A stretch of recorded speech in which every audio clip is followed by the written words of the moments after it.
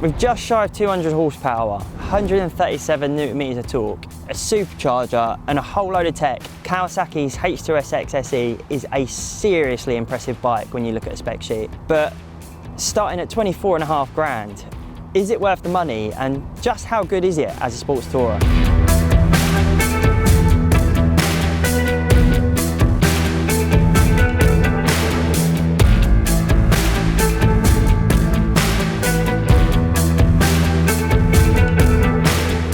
So let's break it down. This thing is impressive. It's got 198 horsepower, 137 newton meters of torque from its supercharged engine that was lifted from the original H2. It's then been given a whole host of tech, alongside all your auto blippers, quick shifters, rider age, rider modes. This also has semi-active skyhook suspension, and for 2022, Kawasaki have also given it the latest and greatest, the sort of Gucci spec of electronics. So this has got adaptive cruise control, it's got blind spot detection, and it's also got a radar collision warning. A few other things you might need to know: it's got 835mm seat height, and for a sports tourer, it's got a 19-litre tank, which isn't the biggest. But all of this comes at a price. So not only does it weigh in a whopping 267 kilos, now that's bigger than your biggest tall rounders, but it's not cheap either. The base models start at 24.5 grand. This one comes in at over £25,300, 25,329, and that's for the Tour edition. And when you look at it, it does come with some really nice hard panniers, but even so, you don't get an adjustable screen, you don't get a heated seat. There's a few things missing that I would like for that price.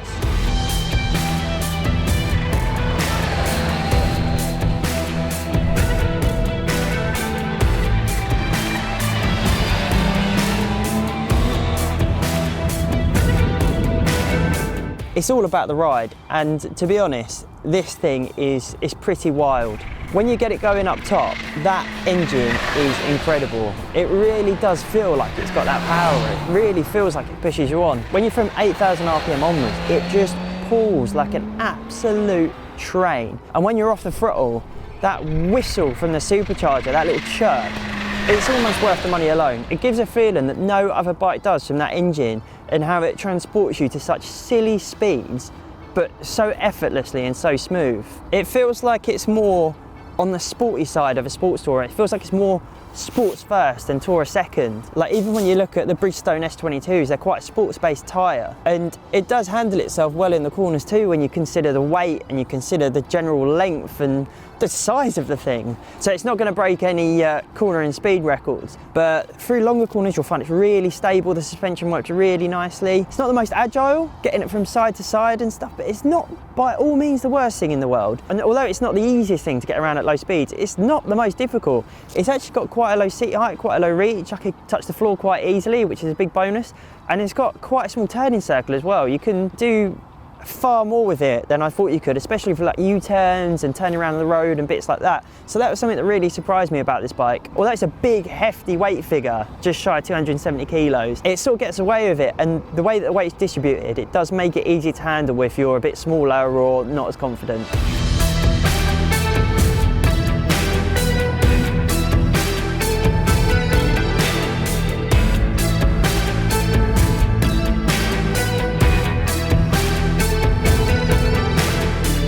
We've addressed the good bits, now we're going to go to the not so good bits. I've had this for a few weeks, as I said. I've done a couple of long journeys on it. One of them I did just shy of 300 miles in a day. And I've got to say, when I mentioned earlier that it's sports over tourer, it feels that way after a day in the saddle. That seat started causing me some problems.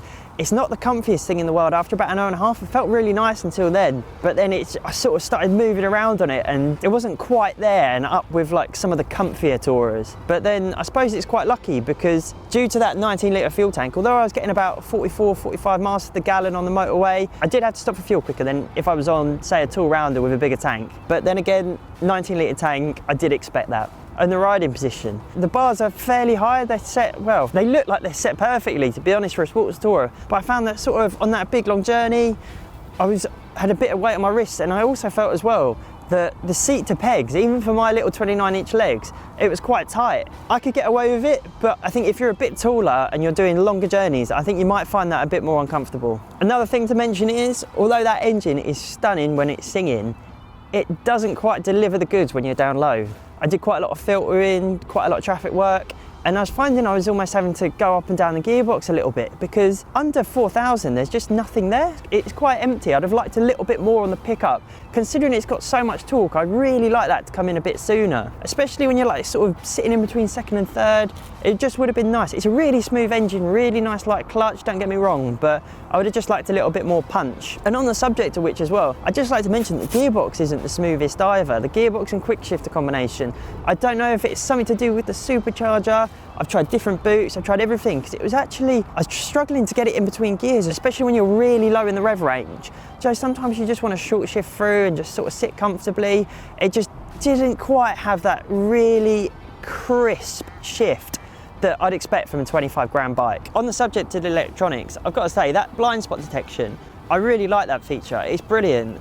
Even though you can sort of see, even though you're way more aware on a bike, if you've been in the saddle all day, it's nice just having that feature there. The adaptive cruise control as well, it works really nicely, although I did mess around with the settings, and even on the closest setting, I do find it slows down really, really far away from the car in front. Just say you're coming into a junction or you're on a dual carriageway with some corners, it is quite sensitive. It's sort of like it was made for big open straights that aren't as populated, so that's something to be aware of as well. It's one thing I didn't like was the radar collision, especially if you're riding pretty much anywhere in the UK. There was a lot of traffic, did quite a bit of filtering, and it was just shouting at me the whole time. There was loads of space, wasn't doing anything dangerous. It was quite sensitive, and I find the electronics package on this, even adjusted down to its lowest setting, it is still quite sensitive. Another thing to mention as well is that it's keyless, which is great. I can get on with that with Tourer, brilliant. But what annoys me is the fuel tank isn't keyless, so you still need to fumble around to fill it up, and the panniers aren't either. So in all honesty, I could have been quite happy just sticking a key in an ignition barrel, but that's just me personally.